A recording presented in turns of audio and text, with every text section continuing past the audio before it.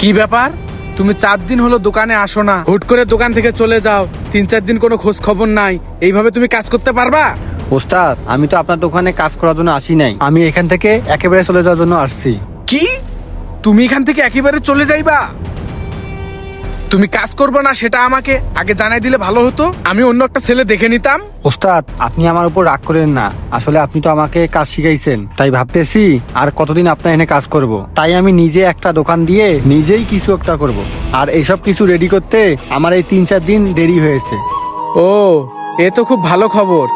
তা তুমি কোথায় দোকান দিতাছো? ওস্তাদ, এই পাশের দোকানটায় আমি এই দোকানদারের সাথে কথা বলেছি, এই দোকানটা নাকি 3-4 মাস ধরে ফাঁকা রয়েছে, তাই ভাবতেছি এই দোকানটাই আমি চালাবো।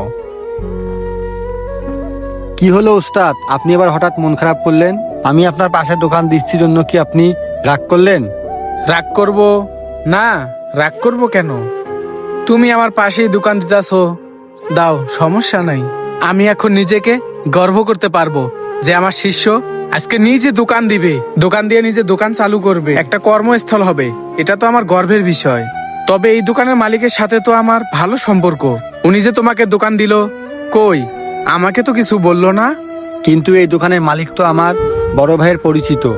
বড় ভাই দোকানদারের সাথে কথা বলছে, বড় ভাই দোকানদারের সাথে কথা বলে আমাকে এই দোকানটা নিয়ে দিছে। আলম, এই নাও দোকানের চাবি, মাল সামানা উঠাইয়া তুমি কাজ চালু করো। আচ্ছা ঠিক আছে বড় ভাই। তানবীর, দোকানটা তো আমার অনেক দিন থেকে পড়ে রয়েছে। আমার বন্ধুর ছোট ভাই দোকানটা অনেক দিন থেকে পড়ে রয়েছে, ওকে দিলাম, ও কাজ বাজ করে খাক, তুমি আবার মন খারাপ করো না। আচ্ছা ঠিক আছে ভাই, সমস্যা নাই। তাহলে ওস্তাদ আমি আসি, আচ্ছা। যাই নিজে ব্যবসা শুরু করি। ভাই, এটা কি হলো? আর বলো না রে ভাই, আজকাল মানুষের উপকার করতে নাই। যেই ছেলেটাকে আমি নিজে এত কষ্ট করে কাজ শিখাইলাম, অথচ সেই আমার পাশের দোকানে দোকান দিল। মানুষের ভালো করতে নাই। ভাই, এখন তো দোকান দিলে আপনার তো ইনকাম কমে যাবে। না ভাই, চিন্তা করো না, আমি এই জায়গায় দোকান দিচ্ছি অনেক বছর হয়, আমাকে সবাই চেনে।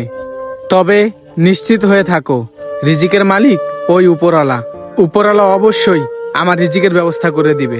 দেখো জান্নাত, মনে মনে আমি একটু কষ্ট পাইছি, কারণ এত কষ্ট করে ছেলেটারে আমি কাজ শিখাইলাম। হ্যাঁ, ও তো চাইলে অন্য জায়গাও দোকান দিতে পারতো, কিন্তু আমারই দোকানের সামনে ওই আর একটা দোকান দিতেছে। এটা কার না খারাপ লাগবে বলো? হ ভাই, ও আসলে আপনার সাথে কাজটা ঠিক করলো না। থাক ভাই, এসব নিয়ে আর চিন্তা করে লাভ নাই। আমাকে তো এই জায়গায় সবাই চেনে, রিজিকে থাকলে অবশ্যই আমার এখানে কাজ ভরপুর থাকবে। ঠিক আছে ভাই, যাও তাহলে তুমি।